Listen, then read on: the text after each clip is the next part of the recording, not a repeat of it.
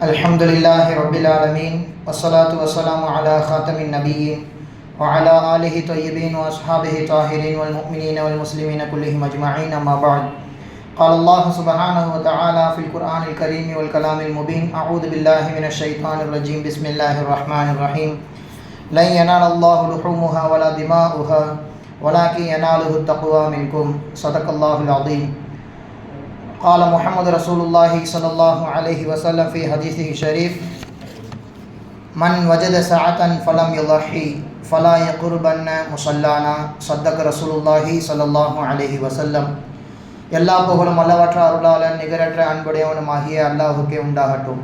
அல்லாஹுவின் சலாத்தும் சலாமும் நம் உயிரின் மேலான கண்மணி நாயகம் ரசூலுல்லாஹி ஸல்லல்லாஹு அலைஹி வஸல்லம் அவர்கள் மீதும் அடிப்பிரலாமல் அப்படியே பின்பற்றிய பரிசுத்த குடும்பத்தார்கள், சஹாபாக்கள், தாபீன்கள், தபவ தாபீன்கள் மற்றும் இந்த ஜும்மா நன்னாளில் ஒன்று கூடியிருக்கும் நம் அனைவரின் மீதும் அல்லாஹ்வின் அன்பும் அருளும் என்றென்றும் நிறைவாக உண்டாவதாக. ஆமீன். அல்லாஹ்வின் மாபெரும் கிருபையால் அஷ்ஹுருல் ஹுரும் என்று சொல்லப்படுகின்ற கண்ணியப்படுத்தப்பட்ட 4 மாதங்களில் இறுதி மாதமான துல்ஹஜ் மாதத்திலே நாம் வீற்றிருக்கிறோம். அல்லாஹ் ரப்புல் ஆலமீன் அல்லாஹ் தஆலா இந்த 10 நாட்களை சிறப்பிற்குரிய நாட்கள் என்பதாக நமக்கு அடையாளப்படுத்துகின்றான். ஒரு நாள் சஹாபா பெருமக்கள் பெருமானார் ஸல்லல்லாஹு அலைஹி வஸல்லம் அவரிடத்திலே ஒரு ஆயத்திற்கான விளக்கத்தை கேட்பார்கள். யா ரசூலல்லாஹ், அல்லாஹு தாலா ஃபஜ்ரின் மீது சத்தியம் செய்கின்றான், வலயாலின் அஷ்ர் 10 நாட்கள் என்று 10 இரவுகள் என்பதாக அல்லாஹு தாலா சத்தியம் செய்கின்றான். வஷ்ஷஃப் இரட்டைப்படையின் மீது சத்தியம் என்பதாக சொல்கின்றான். வல் வத்ர் மட்டுமல்லாமல் அல்லாஹ் சுப்ஹானஹு வ தஆலா ஒற்றைப்படையின் மீது சத்தியம் செய்கின்றானே, இதற்கெல்லாம் விளக்கம் என்ன என்று கேட்கும்போது ரசூலுல்லாஹி ஸல்லல்லாஹு அலைஹி வஸல்லம் அவர்கள் சொல்கின்றார்கள், ஹாக்கிமில் பதிவு செய்யப்பட்டுள்ளது, 10 இரவுகள் என்பது அஷ்ருல் உதுஹியா, துல்ஹஜ் மாதத்தின் அந்த 10 இரவுகள். மட்டுமல்லாமல் அல்லாஹு தஆலா இரட்டைப்படை என்பதாக சத்தியம் செய்கின்றாரே, அது என்ன என்று கேட்கும் பொழுது ரசூலுல்லாஹி ஸல்லல்லாஹு அலைஹி வஸல்லம் அவர்கள் சொன்னார்கள், யௌமுன் நஹர் என்று சொல்லப்படுகின்ற பிறை 10 அன்று அல்லாஹு தஆலா அதை மட்டும் சத்தியம் செய்த முக்கியத்துவத்தை விளக்குகின்றான். ஒற்றைப்படை என்று அல்லாஹு தஆலா சத்தியம் செய்வது யௌமு அரஃபா, அரஃபா தினத்தை மக்கள் கண்டும் காணாமல் விட்டுவிடக்கூடாது என்று அதன் மீதும் தனிப்பட்ட ஒரு கவனம் செலுத்த வேண்டும் என்கின்ற நோக்கிலே ஒற்றைப்படையின் மீது சத்தியமாக என்று பிறை 9ஐயும் அல்லாஹு தஆலா சத்தியமிட்டு கூறுகிறான் என்று சொல்வார்கள் ரசூலுல்லாஹி ஸல்லல்லாஹு அலைஹி வஸல்லம் அவர்கள். பொதுவாகவே மார்க்கத்திலே 10க்கு என்று ஒரு மதிப்பு இருக்கிறது. ஒரு ரமலானுடைய மாதத்தை எடுத்துக்கொண்டால் கடைசி 10 பாக்கியமான இரவுகள், பாக்கியமான பொழுதுகள். முஹர்ரமுடைய மாதத்தை எடுத்துக்கொண்டால் முஹர்ரமுடைய 10 நாட்களும் பாக்கியத்திற்குரிய நாட்கள். அதன் அடிப்படையிலே துல்ஹஜ் மாதத்தின் முதல் 10ம் பாக்கியத்திற்குரியவை என்பதாக ரசூலுல்லாஹி ஸல்லல்லாஹு அலைஹி வஸல்லம் அவர்கள் சொல்லி காண்பிக்கிறார்கள். பிறை 10 அன்று குர்பானி கொடுப்பவர்கள் அவர்களுக்கான ஆயத்த பணியை பிறை 1லிருந்தே ஸல்லல்லாஹு அலைஹி வஸல்லம் அவர்கள் தொடங்க சொல்லிவிட்டார்கள். அது என்ன? யார் யாரெல்லாம் குர்பானி கொடுக்க வேண்டும் என்று நியத்து வைத்து விட்டாரோ அவர் பிறை தெரிந்ததிலிருந்து துல்ஹஜ் மாதத்தின் பிறை 1லிருந்து தங்களுடைய நகங்களையோ தங்களுடைய முடிகளையோ உடம்பில் இருக்கக்கூடிய தோள்களை கூட உரிக்க வேண்டாம், வெட்ட வேண்டாம் என்பதாக ரசூலுல்லாஹி ஸல்லல்லாஹு அலைஹி வஸல்லம் அவர்கள் சொல்லி காண்பித்திருக்கிறார்கள். அந்த அடிப்படையிலே பிறை 10 அன்று நாம் செய்யக்கூடிய அமல்களிலேயே மிகவும் சிறப்பிற்குரியது எதுவென்றால் குர்பானி கொடுப்பது. ஹதீஸிலே தெளிவாக வருகிறது, மா அமில இப்னு ஆதம் யௌமன் நஹர் அமலன் அஹப்ப இலல்லாஹி அஸ்ஸ வஜல் மின் ஹிராகதி தம். பிறை 10 அன்று அந்த பெருநாள் தினத்திலே குர்பானி கொடுப்பதை விட அன்றைய தினத்திலே மனிதன் செய்கின்ற நன்மைகளில் எதுவும் உசந்தது கிடையாது, எதுவும் உயர்ந்தது கிடையாது. அன்றைய தினம் இரத்தம் ஓட்டுவது, குர்பானி கொடுப்பது தான் அமல்களிலேயே மிகவும் சிறந்தது. அன்று கொடுக்கப்படுகின்ற பிராணி மறுமை நாளில் எப்படி வரும்?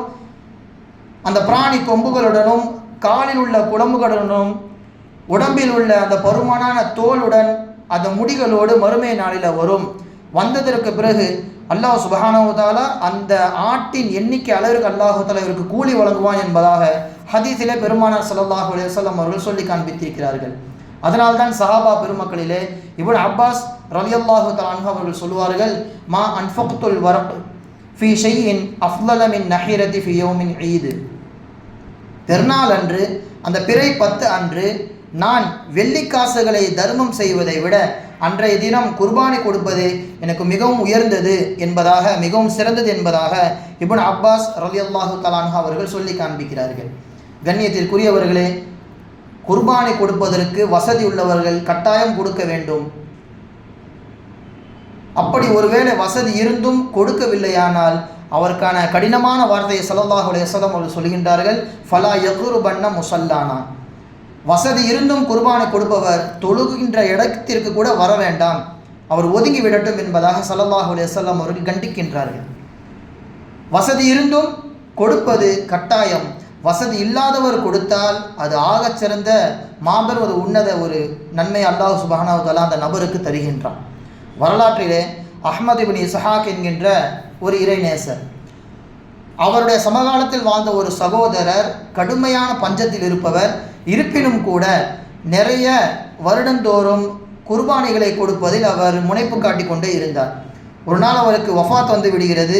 இந்த அஹ்மத் இப்னு இஸ்ஹாக் அவர்கள் அல்லாஹ்விடத்திலே துவா செய்கின்றார், யா அல்லாஹ், என்னுடைய சகோதரர் வஃபாத்தாகிவிட்டார், மரணத்திற்கு பிறகு அவருடைய நிலைமை எப்படி இருக்கிறது என்று எனக்கு கனவில் காட்டு என்று ஒழு செய்து 2 ரக்காத் தொழுது விட்டு அந்த ஒழுவோடு தூங்குகின்றார்கள். கனவிலே கியாமத்து நடப்பதை போன்று ஒரு சூழ்நிலை. எல்லா மக்களும் எழுப்பப்படுகின்றார்கள். அந்த கூட்டத்திலே இந்த மரணித்த இந்த நபர் ஒரு குதிரையிலே வந்து கொண்டிருக்கிறார். முன்னால் நிறைய ஆடுகள், ஆட்டு மந்தைகள் முன்னால் போய்கொண்டே இருக்கிறது. அப்போ அஹ்மத் இப்னு இஸ்ஹாக் ரஹிமஹுல்லாஹ் அவர்கள் கேட்கின்றார்கள், நண்பரே, சகோதரரே, அல்லாஹ் உங்களிடத்தில் எப்படி நடந்து கொண்டான்? அல்லாஹ் என்னுடைய எல்லா பாவத்தையுமே மன்னித்து விட்டான். எதை வைத்து அல்லாஹு தஆலா உங்கள் பாவத்தை மன்னித்தான் என்று கேட்க, உலகில் வாழுகின்ற பொழுது ஒரு மூதாட்டிக்கு, ஒரு கிழவிக்கு நான் ஒரு திர்ஹத்தை தர்மம் செய்தேன், அதன் பரக்கத்தினால் என் பாவங்கள் மன்னிக்கப்பட்டு விட்டன. சரி, இப்போது நீங்கள் குதிரையிலும் முன்னால் இவ்வளவு ஆட்டு மந்தைகளும் போய் கொண்டிருக்கிறதே, இதற்கான காரணம் என்ன என்று கேட்கும் பொழுது, இதுவெல்லாம் நான் கொடுத்த குர்பானிகள். நான் இப்போது அமர்ந்திருக்கின்றேனே ஒட்டகம், இந்த குதிரையும் நான் கொடுத்த முதலாவது குர்பானி. நான் பயணிக்க வேண்டும் என்பதற்காக வேண்டி என்னுடைய முதல் குர்பானியான அந்த ஆடை அல்லாஹு தஆலா குதிரையாக மாற்றி அதன் மீது என்னை சவாரி செய்ய வைத்திருக்கிறான் என்று சொல்வார்கள் அந்த வஃபாத்தாகிவிட்ட மனிதர். அஹ்மத் இப்னு இஸ்ஹாக் ரஹிமஹுல்லாஹ் அவர்கள் இந்த சம்பவத்தை பதிவு செய்கின்றார்கள். அந்த அளவிற்கு வறிய நிலையிலும் வறுமையுடைய நிலைமையிலும் இருக்கின்ற பொழுது குர்பானி கொடுப்பது ஆக மிகப்பெரிய ஒரு நன்மையை பெற்றுத்தரும் என்பது இந்த சம்பவத்தின் மூலம் நாம் பெறுகின்ற ஒரு செய்தி. கண்ணியத்திற்குரியவர்களே, அல்லாஹு தஆலா குர்பானி கொடுக்க சொல்கின்றான். அவனுக்கு கறி தேவை கிடையாது. படையல் போய் நம்ம அல்லாஹ்விடத்தில் வைக்கப் போவது கிடையாது. அல்லாஹ்விற்கு அந்த இடத்தில் பொறுத்தவரை அவன் நம்மிடமிருந்து எதிர்பார்ப்பது தக்வா, இறையச்சத்தோடு இருக்க வேண்டும். அதை நீங்கள் குர்பானி கொடுப்பதோடு முடிந்து விட்டது. அந்த கறி உங்களுக்கு, இறையச்சம் எனக்கு என்பதாக அல்லாஹு தஆலா சொல்லி காண்பிக்கின்றான். லை யனாலல்லாஹு லுஹூமுஹா வலா திமாஉஹா. அந்த குர்பானி பிராணிகளின் கரியோ அதனுடைய இரத்தங்களோ எனக்கு தேவை கிடையாது. அல்லாஹு தஆலாவை சென்றடைவதே கிடையாது. வலாக்கி யனாலுஹு தக்வா மின்கும். உங்களிடத்தில் இறையச்சம் இருக்கிறதா, நீங்கள் அல்லாஹ்வை பயப்படுகிறீர்களா என்பதை தான் அல்லாஹு தஆலா பார்க்கின்றான். அல்லாஹ்விடத்தில் போய் சேருவது உங்கள் இறையச்சம் மட்டும்தான் என்பதாக சொல்கின்றான். எனவே இந்த குர்பானியின் மூலம் நம்முடைய இறையச்சத்தை வளர்த்துக் கொள்வதற்கு ஒரு முக்கிய காரணமாக இருக்கிறது. இது முதலாவது குர்பானியில் நாம் கவனிக்க வேண்டிய செய்தி. இரண்டாவது, ரசூலுல்லாஹி ஸல்லல்லாஹு அலைஹி வஸல்லம் அவரிடத்திலே சஹாபா பெருமக்கள் கேட்கிறார்கள், மா ஹாதிஹில் அல்லாஹி யா ரசூலல்லாஹ், இது என்ன குர்பானி, ஏன் நாம் இப்படி செய்கின்றோம் என்று கேட்க, ஹஜ்ரத் ரசூலுல்லாஹி ஸல்லல்லாஹு அலைஹி வஸல்லம் அவர்கள் சொன்னார்கள், சுன்னத் அபீக்கும் இப்ராஹிம், இது உங்களுடைய தந்தை இப்ராஹிம் அலைஹிஸ்ஸலாம் அவர்கள் காட்டி கொடுத்த ஒரு வழிமுறை.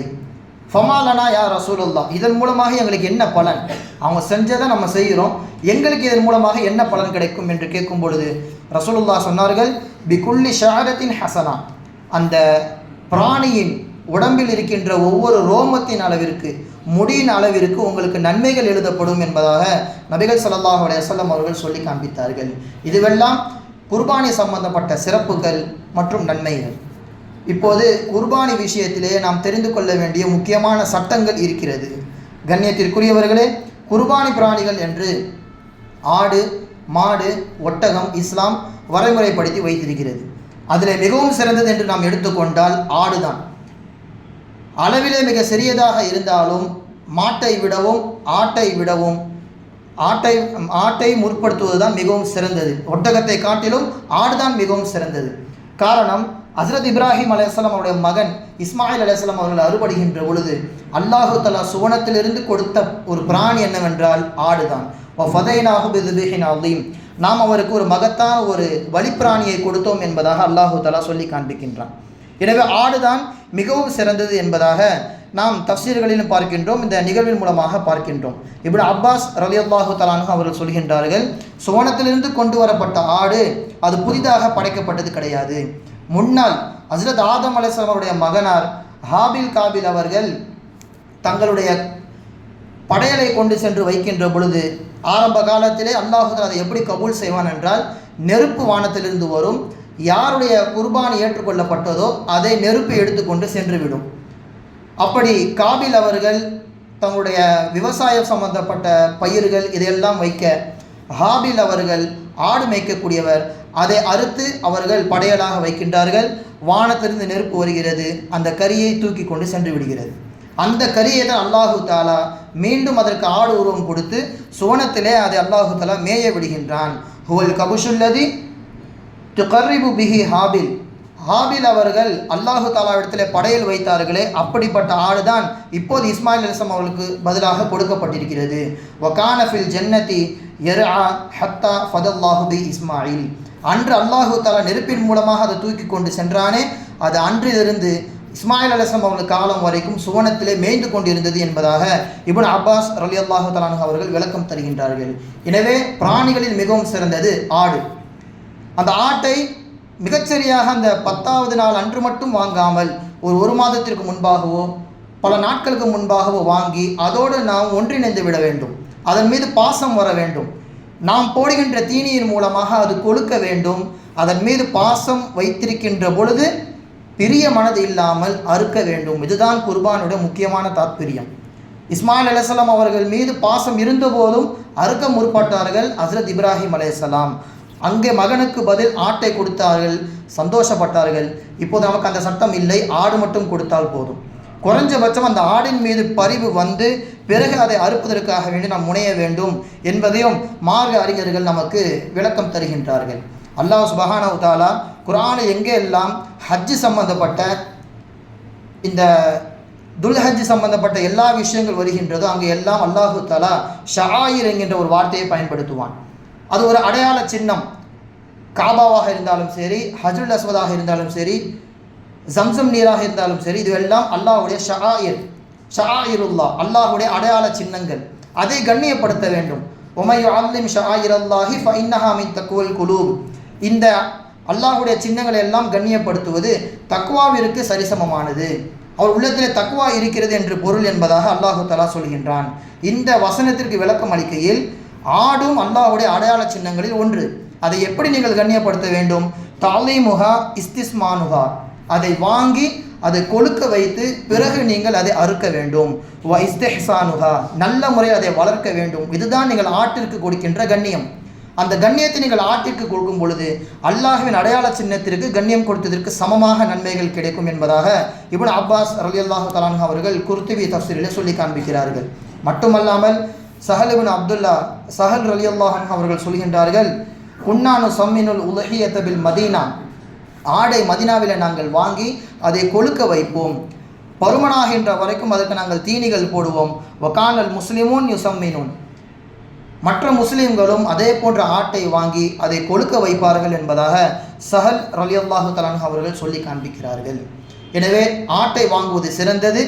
பல நாட்களுக்கு முன்பாக வாங்கி அதோடு நாம் ஒன்றிணைந்து விட வேண்டும் என்பது மிகவும் கவனிக்கத்தக்க ஒரு விஷயம். யாரின் மீது கடமை? 3 நபரின் மீது கடமையாகும். முதலாவதாக ரசூலுல்லாஹி ஸல்லல்லாஹு அலைஹி வஸல்லம் ஒரு ஹதீஸில் சொன்னதை போன்று மன் வஜத சஅதன் ஃபலம் யுலஹி, வசதி படைத்தவர் கொடுக்க வேண்டும். இது முதலாவது விஷயம். இரண்டாவது, ஏழை கொடுக்க வேண்டும். எப்போது இது கடமையாக மாறும்? ஒருவர் இப்படி நியத்து வைத்திருக்கிறார், ஹஜ்ஜு பெருநாள் வந்து விட்டால் நான் ஒரு குர்பானி கொடுக்கிறேன் என்பதாக நியத்து வைத்து விட்டால் இப்போ இந்த நேர்ச்சையை நிறைவேற்றுவது ஃபர்துடைய அந்தஸ்திற்கு போய்விடும். எனவே அந்த அடிப்படையிலே பிறை தெரிந்தவுடன் இவர் ஆடு வாங்கி குர்பானி கொடுப்பது இவரின் மீது அவசியமாக மாறிவிடுகிறது. ஒரு ஏழை தான், ஆனால் நியத்து நேர்ச்சியாக அவர் வைத்ததின் காரணமாக ஒரு ஏழையின் மீது இது கடமையாக மாறிவிடுகிறது. இது இரண்டாவது வகையினர். மூன்றாவது, இவர் நேர்ச்சி எதுவெல்லாம் வைக்கவில்லை, பிறை தெரிந்து விட்டது, ஆனால் ஆடு வாங்கிவிட்டார். குர்பானி கொடுக்க வேண்டும் என்கிற நோக்கத்தில் ஆடோ அல்லது மாட்டு ஷாரிலே சேர்ந்து விட்டார் என்றால், இந்த சமயத்திலே அந்த ஆட்டை பிறகு மனது மாறி அதை விற்கக்கூடாது. இல்லாத ஒன்றை வேண்டுமென்றே வாங்கி கடமையாக்கிவிட்டார். எனவே இவரும் குர்பானி கொடுப்பது அவசியம் என்கின்ற அந்தஸ்திற்கே சென்று விடுகிறது. கடமையே இல்லாத ஒன்றை இவரே கடமையாக்கி கொண்டார். எனவே இவரும் குர்பானி கொடுப்பது கடமையாக மாறிவிட்டது. இப்படி 3 நபரின் மீது குர்பானி என்பது கடமையாகிறது. ஒரு ஆட்டிலே குர்பானி கொடுக்கின்ற பொழுது எப்படி கவனிக்க வேண்டும்? வெள்ளாடாக இருந்தால் 1 வருடம் பூர்த்தியாக இருக்க வேண்டும். 1 வயசு அது கண்டிப்பாக வந்திருக்கணும். செம்மறியாடாக இருக்கின்ற பொழுது 1 வயது கடந்திருக்க வேண்டும். அப்படி இல்லையா, ஒரு 6 மாதத்திலே அதற்கான வயது 1 வயதிற்கான தோற்றம் வந்துவிட்டால் 6 மாதமாக இருந்தாலும் செம்மறி ஆட்டை கொடுத்து விடலாம். இது ஆட்டிலே நாம் கவனிக்க வேண்டிய முக்கியமான ஒரு விஷயம். ஆட்டை வாங்குகின்ற பொழுது ஸல்லல்லாஹு அலைஹி வஸல்லம் அவர்கள் மிகவும் கவனத்தோடு அதை சோதனை செய்யுங்கள் என்பதாக ஏவிருக்கிறார்கள். ஹஸரத் அலி ரலியல்லாஹு தஆலா அன்ஹு அவர் சொல்லி காண்பிக்கிறார்கள், அமரனா ரசூலுல்லாஹி ஸல்லல்லாஹு அலைஹி வஸல்லம் அன் நஸ்தஷ்ரிஃபல் ஐன வல் உதுன. ஆட்டின் கண்களில் பார்வை தெளிவாக தெரிகிறதா, காது நன்றாக இருக்கிறதா என்று சோதித்து பார்க்கும்படி ஸல்லல்லாஹு அலைஹி வஸல்லம் அவர்கள் எங்களை ஏவினார்கள். வ அல்லா நுலஹிய பி முகாபலத்தின் வலா முதாபரத்தின். காதிற்கு முன்னாலோ காதிற்கு பின்னாலோ காயங்கள் இல்லாதவாறு, காது கிழிந்தவாறு இல்லாமல் இருக்க வேண்டும் எனவும், வலா ஷர்கா வலா ஹர்கா, காதுகள் 2 துண்டாக கிழிந்து தொங்குகிறது, அப்படிப்பட்ட ஆட்டுகளை வாங்கக்கூடாது. அல்லது காதிலே ஓட்டை விழுந்திருக்கிறது, இது போன்ற ஆடுகளை வாங்கக்கூடாது. அப்படி செய்தால் குர்பானி கூடாது எனவும் ரசூலுல்லாஹி ஸல்லல்லாஹு அலைஹி வஸல்லம் அவர்கள் எங்கள் இடத்துல ஏவிருக்கிறார்கள் என்று அலி ரலியல்லாஹு தஆலா அன்ஹு அவர்கள் சொல்லி காண்பிக்கிறார்கள். இதுவெல்லாம் ஆட்டிலே நம்ம கவனிக்க வேண்டிய விஷயம். மேலும் சொன்னார்கள், லா யஜுசு மினல் லஹாயா அர்பஉன். 4 விஷயங்கள் ஆட்டிலத்தில் இருந்தால் கண்டிப்பாக உலுஹியா கொடுப்பது கூடாது. அல் அவுராவுல் பையுனு அவுருஹா, தெளிவாக தெரியுது, அதுக்கு பார்வே இல்லை, கண் குருடான ஆடு என்று தெரிந்துவிட்டால் பிறகு அதை வாங்கவே கூடாது, முழுவதுமாக அதை தவிர்த்து விட வேண்டும். ஒல் அர்ஜாவுல் பையுனு அர்ஜுஹா, நொண்டி நொண்டி நடக்கிறது என்று தெரிந்துவிட்டால் கண்டிப்பாக அதை வாங்கிவிடக்கூடாது. வல் மறைலத்துல் பையினு மருளுஹா, நோயுள்ள ஆடாக தெரிகின்றது, அதையும் வாங்கக்கூடாது. வல் அஜ்ஃபா உள்ளதி லா துன்கி, ரொம்ப மெலிஞ்சு போய் சதையும் தோலுமாக இருக்கிறது, இப்படிப்பட்ட ஆடையும் வாங்கக்கூடாது. இதுவெல்லாம் மேலோட்டமாக பார்த்தாலே குறையுள்ள ஆடு என்பதாக தெரிந்துவிடும். இப்படிப்பட்ட ஆட்டுகளை நீங்கள் வாங்கி விடாதீர்கள் என்பதாக ரசூலுல்லாஹி ஸல்லல்லாஹு அலைஹி வஸல்லம் அவர்கள் தடுத்திருக்கின்றார்கள். இப்போ இந்த கொம்பு விஷயத்தில் நாம் கவனிக்க வேண்டும். கொம்பு இயற்கையிலேயே அதற்கு முளைக்கவில்லையானால் அப்படிப்பட்ட ஆடை வாங்கலாம், குர்பானி கொடுக்கலாம், கூடிவிடும். கொம்பு நன்றாக வளர்ந்திருக்கிறது, வாங்கியதற்கு பின்னால் கொம்பு உடைந்து விட்டது அல்லது வாங்கும் போதே உடைந்திருக்கிறது என்றால் அப்போதும் கூடும். அது ஒரு வெறுக்கத்தக்க செயல், வெறுக்கத்தக்க விஷயம் என்கின்ற ஒரு சட்டத்திற்கு கீழே வந்துவிடும். அதுவே உடைந்த கொம்புகள் வேரோடு பிடுங்கி வந்துவிட்டது, அதனுடைய கொம்பு முளைக்கின்ற அந்த ஆழத்தோடு பிடுங்கி வந்துவிட்டது, அதனால் ஆட்டுடைய தலையிலே காயங்கள் இருக்கின்றது என்றால் அப்படிப்பட்ட ஆட்டையும் முழுமையாக வாங்கிவிடக்கூடாது என்பதை ரசூலுல்லாஹி ஸல்லல்லாஹு அலைஹி வஸல்லம் அவர்கள் தடுத்திருக்கிறார்கள். ஆட்டுடைய காதோ அல்லது ஆட்டுடைய வாலோ 3இல் 1 பகுதி வரைக்கும் சேதம் ஏற்பட்டிருந்தால் அது வாங்குவது கூடும். 3இல் 2 பங்கை விட அதிகமாக சேதம் இருந்தால் அப்படிப்பட்ட ஆடுகளையும் அல்லது மாடுகளை ஒட்டகங்களை வாங்கக்கூடாது என்பதாக ரசூலுல்லாஹி ஸல்லல்லாஹு அலைஹி வஸல்லம் அவர்கள் இது போன்ற ஒரு வழிமுறைகளை நமக்கு ஏற்படுத்தி தந்திருக்கிறார்கள். சரி, இப்போ ஆடை வாங்கிவிட்டோம், வாங்கியதற்கு பின்னால் உடலிலே காயம் ஏற்படுகிறது. இதற்கான தீர்வு என்ன? ஸல்லல்லாஹு அலைஹி வஸல்லம் அவர்கள் காலத்திலே சஹாபாக்களுக்கு இப்படி ஒரு விஷயம் நடந்தது. யா ரசூலல்லாஹ், நாங்கள் ஒரு ஆட்டை வாங்கினோம், ஒரு ஓநாய் அதோடைய பின்புறத்தை கடித்து விட்டது, காயம் வந்து விட்டது, அல்லது அதனுடைய காதை கடித்து விட்டது என்பதாகவும் ஹதீஸிலே பதிவு செய்யப்பட்டுள்ளது. இப்படி ஒரு சூழ்நிலையிலே நாங்கள் குர்பானி கொடுக்கலாமா என்று சஹாபா பெருமக்கள் கேட்க, ஃபாமரனா அன்னுலஹிய, பரவாயில்லை கொடுத்து விடுங்கள், கூடும் என்பதாக சொல்லிவிட்டார்கள். வாங்கியதற்கு பிறகு காயம் ஏற்பட்டால் பிரச்சனை கிடையாது. குறிப்பாக மேலே சொன்ன அந்த கண் குருடாக இருக்கக்கூடாது, நொண்டி நொண்டி நடக்கக்கூடாது, இது போன்ற விஷயங்களை நாம் இந்த இடத்துல கவனித்து கொள்ள வேண்டும். ஒரு பெண் பிராணியை வாங்குகிறோம் என்றால் அதில் கவனிக்க வேண்டும் அதனுடைய மடு. இப்போ ஆடு எடுத்துக்கொண்டால் அதில் 2 காம்புகள் இருக்கும். 2 காம்புமே நன்றாக இருக்கிறதா, ஆரோக்கியமாக இருக்கிறது என்பதை தொட்டு பார்க்க வேண்டும். ஒரு காம்பு நல்ல செழிப்பாக இருக்கிறது, இன்னும் ஒரு காம்பு காய்ந்து போய் ஒரு கெட்டு போகக்கூடிய நிலைமையில் இருக்கின்றது என்றால் அப்படிப்பட்ட பெண் ஆட்டை வாங்கக்கூடாது. மாடாக இருந்தால் 4 காம்புகள் இருக்கும். 4லே 2 முழுமையாக சேதமடைந்து விட்டால் முழுமையாக அந்த மாட்டை வாங்குவதையும் தவிர்த்து கொள்ள வேண்டும் என்பதாக இமாம் பெருமக்கள் கிதாபுகளிலே சொல்லி காண்பிக்கிறார்கள். கண்ணியத்திற்குரியவர்களே, ரசூலுல்லாஹி ஸல்லல்லாஹு அலைஹி வஸல்லம் அவர்கள் பிராணி எப்படி இருக்கும் சொன்னார்கள். ஆயிஷா ரலியல்லாஹு தஆலா அன்ஹா அவர்கள், அன்னஹு லஹா பி கபஷைனி அம்லஹைனி மௌஜு ஐனி அக்ரனைனி, ரசூலுல்லாஹின் ஆடு கருப்பு கலந்த வெள்ளை நிறத்தில் இருக்கும். 2 ஆடுகளை குர்பானி கொடுத்தார்கள். 2 ஆட்டின் தோட்டம் எப்படி இருக்கும்? கருப்புடன் சேர்த்து வெள்ளை கலந்திருக்கும். மட்டுமல்லாமல் 2 ஆடுமே காயடிக்கப்பட்டதாக இருந்தது. காயடிக்கப்பட்ட ஆடு இப்போ மேலே சொன்னதை போன்று அந்த செம்மறி ஆடு 1 வயது பூர்த்தியானால் எப்படி இருக்குமோ அதன் தோற்றம் 6 மாதத்திலே வந்துவிடும். அப்படிப்பட்ட செம்மறி ஆடை ரசூலுல்லாஹி ஸல்லல்லாஹு அலைஹி வஸல்லம் அவர்கள் காயடிக்கப்பட்டதாக வாங்கினார்கள். அக்ரனைனி, அந்த ஆட்டிற்கு 2த்திற்குமே கொம்புகள் இருந்தது என்பதாக ஆயிஷா ரலியல்லாஹு தஆலா அவர்கள் அறிவிக்கின்றார்கள். எனவே இது போன்று ஆடு வாங்கக்கூடியவர்கள் அமைத்து கொள்ள வேண்டும். அடுத்ததாக கூட்டு குர்பானியின் சட்டம். கூட்டு குர்பானியிலே 7 பேரும் முஸ்லீமாக இருக்க வேண்டும். அறவே காஃபிர் அதிலே சேரக்கூடாது. அப்படி சேர்ந்தால் 7 பேருடைய குர்பானியும் இல்லாமல் போய்விடும். 7 பேரும் நீயத்தை சரியான முறையில் வைக்க வேண்டும். உலுஹியாவிற்காக வேண்டி 7 பேர் சேரலாம், அல்லது உலுஹியா அக்கீகா என்கின்ற நீயத்திலே 7 பேர் சேரலாம், அல்லது இறந்து போன ஒருவருக்காக வேண்டி நான் ஈசால் சவாப் செய்கின்றேன் என்கின்ற நீயத்திலே சேரலாம். இந்த நீயத்தையெல்லாம் தாண்டி வெறும் கறிக்காக வேண்டி ஒருவர் சேர்ந்தால் 7 பேருடைய குர்பானியும் இல்லாமல் போய்விடும். எனவே நீயத்து ரொம்ப ரொம்ப முக்கியம். குறைஞ்சபட்சம் இது போன்ற ஷேர்களிலே சேரக்கூடியவர்கள் உறவினர்களை சேர்த்து கொள்வது அவசியம். அவங்க இடத்துல நம்ம சொல்லிடலாம், இப்படி நீயத்தை மாற்றி வச்சிடாதீங்க என்பதாக.